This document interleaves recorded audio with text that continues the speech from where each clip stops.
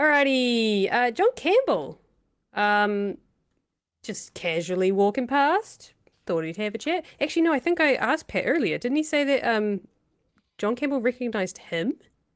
Hmm. Possibly? I think that's what he said. So there you go. Yep.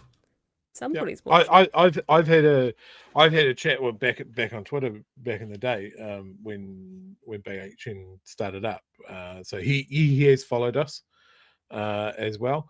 John Campbell is a personal fucking hero of mine. Um, just a little backstory, and I wish I still had this recording. It's so good.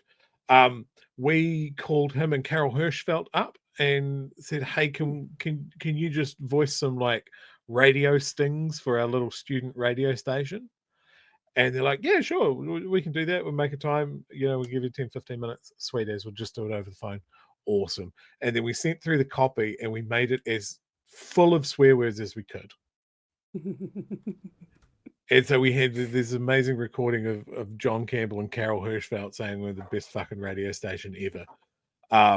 And I don't know where those tapes are anymore. I would give anything to know what happened to them. Oh, you might appreciate the end of this one then. Oh, Little okay. surprise just for you. Yeah, we'll have a listen to this. I think it's about 4 minutes, but it is John Campbell, so I'm not. Time can go as slow as it wants. Mm-hmm. Let's go. John Campbell at Waitangi, tell me about your experiences. My experiences have been wonderful. People are always, the manakitangi you receive here. I remember the first time I came as a very junior political reporter, a long time ago now. About 5 years ago. About 5 years ago. That's generous of you. Yeah. And I was overwhelmed by how kind people are to me. And I'm still overwhelmed by it. Yeah. Because there's a lot of injustice to be addressed. Yeah. There's a lot of hurt to be responded to. Yeah. There's a lot of history that tells a story of things that are fundamentally shameful in many respects. And you come here expecting to be treated as if you're not welcome. And treated almost as you deserve to be treated, but you're still not. Yeah, and you're still not. Yeah. And so every year I come and I feel the same sense of really profound gratitude. I know people go, "Oh God, John Campbell," but actually I really feel that.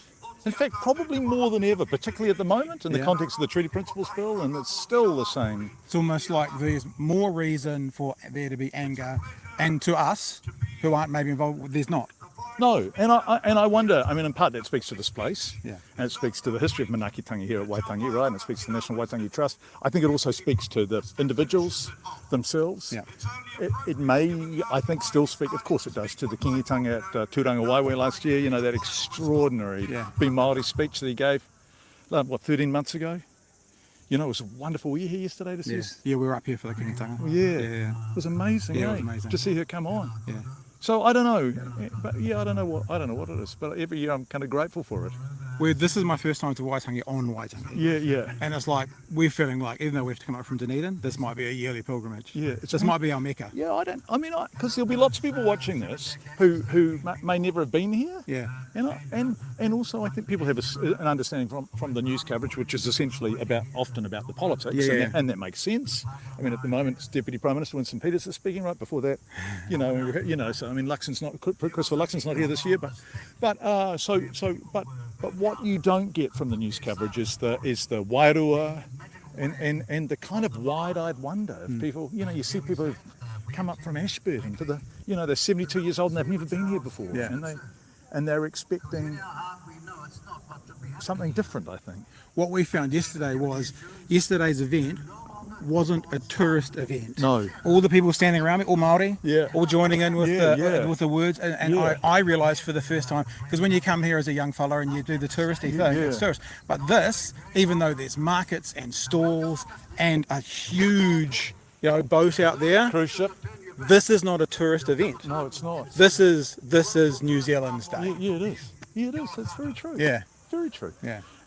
Last year was way more people. Yeah. And that big extraordinary scene of Tamiiti coming across, you know, his beautiful art installation, you know, the flags, and this kind of day, and they were fluttering in the breeze. So I don't know what that's about. Maybe it's because the Prime Minister's not here. Maybe Treaty Principles Bill. Is Nikki No Boats here? I haven't seen Nikki. So that means number 1 and 2 aren't here, potentially.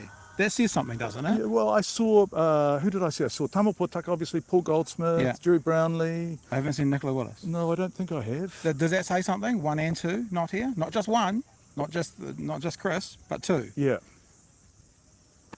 You know? Yeah. You know. You know. You know? Yeah. Hey, it's nice to talk to you. Yeah, so lovely to talk to you. You've got a real job to do. We should Well, really no, get back to it. I'm enjoying doing this job. I'm enjoying doing this, mate. Really lovely to meet you. Yeah, you too, bro. Thank you so We'll have you on much. at some stage. We definitely want to talk to you again. Okay, thank Cool. you. All right. Thank you. Thanks, John. You having a good time? Yeah, we're having a blast. It's your honeymoon, bro. It is not. It is. Congratulations. Congratulations. Yeah, driven up the road trip from Dunedin here. Shit, how cool is Tomorrow. that? Yeah. Like actual honeymoon. Yeah, actual Oh, honeymoon. fuck, that's pretty magic. It is. You better go and work. Honeymoon. We'll see you here next year. Lovely to see you. Hey, long and happy life. Yeah, thanks, bro. Thank you, definitely. The mythical at the end. John Campbell F-bomb. I love know. it. So I good. love it. Genuine guy. Any thoughts there? John Campbell should be installed into Papa.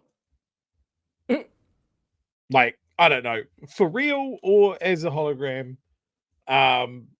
He should narrate the audio guide or be a traveling hologram throughout Te Papa. Like, if you wanted people to come from another country and have stuff to explain to you by New Zealand, John Campbell.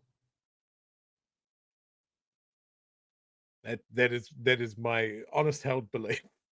I don't mean that he, like, when he unfortunately passes sometime in the future, he shouldn't be stuffed. I won't go that stage. We don't need to taxidermy the man. Just a hologram. I'll be fine with that. Oh, that's a good suggestion. Cast him in bronze. Yep. Yep. We should remove all the colonial bullshit around New Zealand and, one of those, just replace it with John Campbell. I'd be more than happy with that. It'd be like those statues you see overseas where people rub a part of the statue and it never, it's always shiny. And my vote is his glasses. Ooh. You just rub his glasses for luck, for news luck. He hasn't always worn glasses though. It's a fairly recent. No, look for him. but they were always.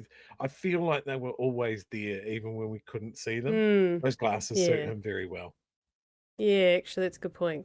No, very very cool. No, that was cool. I did ask Pat. I said, "Do you want the bit afterwards?" And he said, "Yeah, no, got to have that in there." That's all.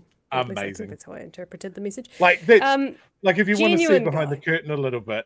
Basically, anyone that works in radio and TV and who can't swear as a job swears like a sailor outside of it. And much in the same way that I would imagine, like, teachers, like early childhood teachers, primary school teachers, swear and drink like nobody's watching outside of school hours.